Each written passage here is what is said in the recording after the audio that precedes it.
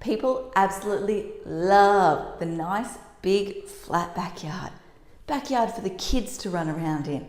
It's up there with white picket fences in terms of house goals. Unfortunately, most people fail to realise that you can't simply go and fill your backyard. There are rules and requirements that control what you do, and more often than not, that dream backyard just simply isn't possible. In today's video, we're going to talk through the 3 options that people do actually have available when it comes to cut and fill. So if that sounds like it's up your alley, then stay tuned. Okay, so when it comes to cut and fill, also known as operational works, you essentially have 3 options. Well, at least in my opinion, do. In case you guys haven't worked out, I'm a sucker for an exemption, a way to try and avoid a town planning application. So let's start with my favourite one, how to avoid an application. Essentially, the rules say that if you limit the height of the wall and the height of any cut and fill to a maximum of 1 metre, then it doesn't trigger town planning. It's covered by the exemptions. So in this situation here, let me interpret my drawing so you understand what I've got going on here. We've got a height of 2 metres. This here is supposed to illustrate the ground level or the ground line. If you were to do a cut of 1 metre and then a run, and then another cut of 1 metre and then a run, that would be covered by the exemptions. That would not trigger the need for town planning approval. So you're essentially achieving your 2 metres down here, but you've done it in a stepped fashion. So the first option, I'll just shorthand it and I'll say exemptions. And let's just clarify that and say 1 metre. So you use the 1 metre rule to essentially bypass the need for town planning approval, bypass the need for that operational works approval. Now, option 2, I'm going to start with a bit of a mouthful here, stick with me, I will explain it. The exemption, again I'm focusing on exemptions, the exemption essentially says that if the work is directly associated with a concurrent building approval, then it's exempt from assessment against the town planning rules. The assessment gets deferred to the private certifier as part of the building approval process. So, like I said, let me explain what that means. If you can argue that the cut, fill, or the retaining wall is directly linked to a structure which is being assessed by a building certifier, or a private certifier I should say, as part of a building approval, then it doesn't trigger assessment against the town planning rules. The assessment is deferred to the certifier. So there is technically no definition or no sort of rule as to what directly associated with means, but it's generally accepted in the industry that if a retaining wall or a cut fill is within 1 metre of a structure, then it is directly associated. So this here is an example that literally came across my desk yesterday. What we've got here, in case you can't read, is a house, and in the backyard we've got a pool. The dashed blue lines that I've indicated here are meant to represent the retaining wall, whereas this line here is meant to be the property boundary. So we've got a situation where they're proposing a house at the front of the site, a pool sort of partway back, almost towards the rear boundary, and then nothing at the rear. They actually had a nice big tree in this backyard here. Now, what we've got is this house wall, and this house wall is positioned exactly 1 metre from the boundary, also the retaining wall. That is directly associated with that structure. The private certifier is going to be assessing and signing off on that structure as part of the building approval. So we can comfortably say that that portion of the retaining wall on both sides is directly associated with the building approval, not relevant to town planning. Come down here, pool. The pool is also accessible by the private certifier. So again, we would actually say that this wall here and this wall here is linked to the pool. It's required to actually keep it upright. Therefore, the assessment of those portions can be deferred to the certifier. I'll let you in a little tip right now. It's much easier to get retaining walls approved through the building approval process, through that sort of avenue, than it is through the town planning process. And it's actually much cheaper too. So if you can sort of go down this path, you're going to save money, time, and you're more likely to get the outcome you actually want. But the issue we had was this portion up here. There is no structure to tie it to. They literally just want that to create a beautiful big backyard. I imagine they're going to have a white picket fence at the front too. What my advice to the client was essentially, do you want to go and stick a structure back there? Like, is there a cheap Bunnings structure that you want to put up in the backyard, maybe a shed or something, that you could link that retaining wall to and therefore defer the assessment to the private certifier?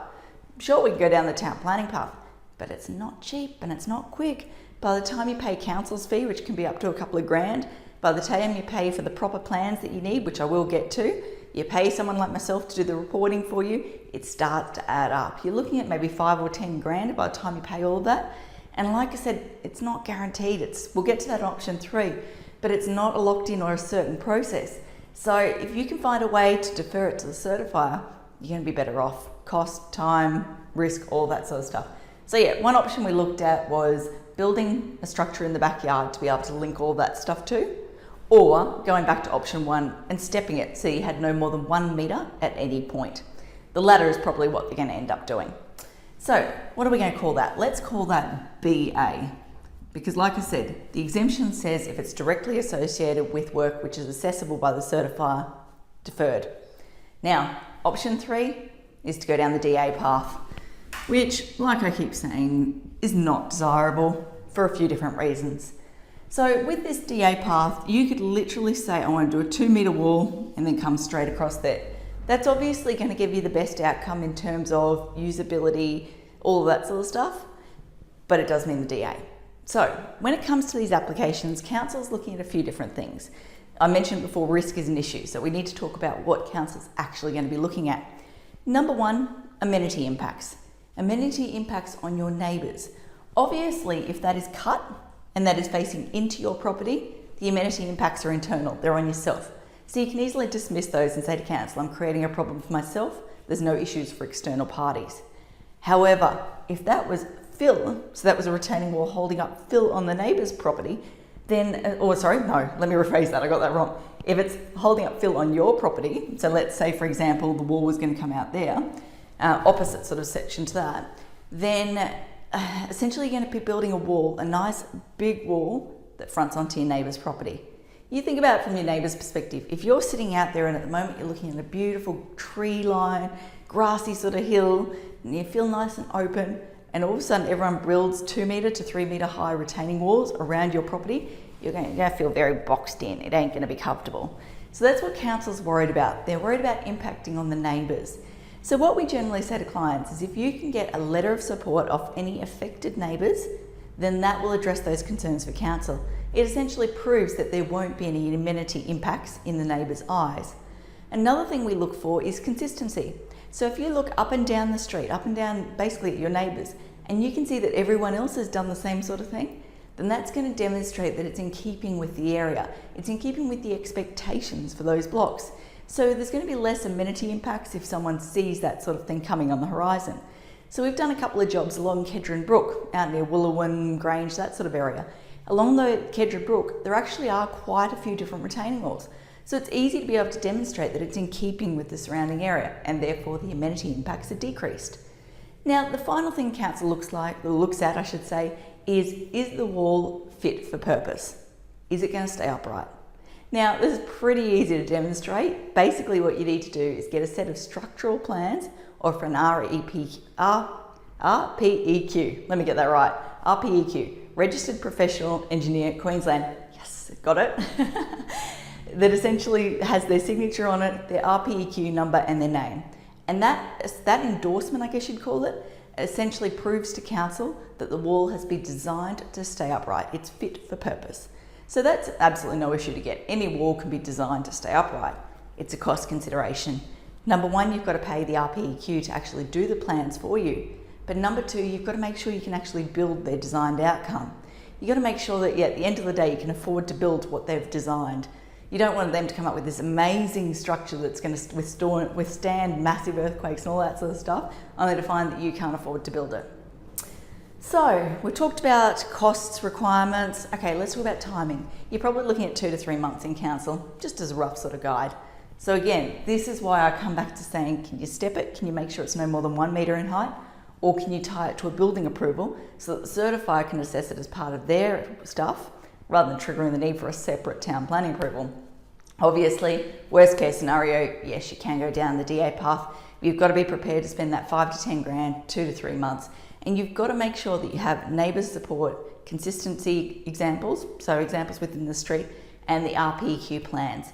If you don't have those things, I'm going to be honest, council won't approve it. So that's when you need to start looking at things like stepping the wall. So say for example, we had a 3 metre cut. you might look at doing a 1.5 and then another 1.5, and you might put some landscaping in between the two to sort of visually break it up. So there are a few options there, but obviously that starts to eat into your backyard. If you've only got 5 metres separation between the house and the rear boundary, then, and you suddenly have to do 1 metre steps, that eats into your backyard, makes it less usable. So it's not really desirable, but if you can't get neighbour support, if you can't find examples, then that is the pathway you need to go down. I think, oh no, actually we need to talk about overlays now. So everything I've talked about today just focuses on the filling and excavation requirements. If the property is affected by a non-standard overlay, so flood overlay, waterway corridor overlay, wetlands overlay, biodiversity overlay, those overlays will bring in a whole heap of different requirements that you need to consider.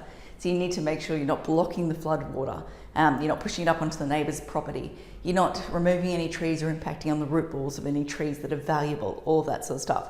Same with now. Now's I'll get to that in another video, but let's just call it protected vegetation for now. You need to make sure you're not impacting on any of those trees. So keep in mind, this stuff here is all general. You do need to also consider some other variables that may be at play here. I think that probably covers everything I wanted to talk about. Hopefully that's all made sense. As always, if you have any questions, we don't charge for initial advice or investigations, so please feel free to get in touch and ask us to give you advice on your next project. Until next time, thanks for watching. For all you red tape lovers out there, I have one thing to say. Well, no actually, I've got 3. Number 1, the advice provided in these videos is general in nature. It's not site specific. You would be a silly Billy to go and make financial decisions based on this advice without first checking with the town planner. Don't be a silly Billy. Number 2, Brisbane town planning is in no way linked to Brisbane City Council. The views expressed in these videos are my own, not council's. So if you don't like them, blame me, not council. Number 3, what was my number 3? Oh yeah, the views expressed in these videos are accurate at the time of recording. If you're watching this video back 10 years from now, the views may not be so accurate. That's all.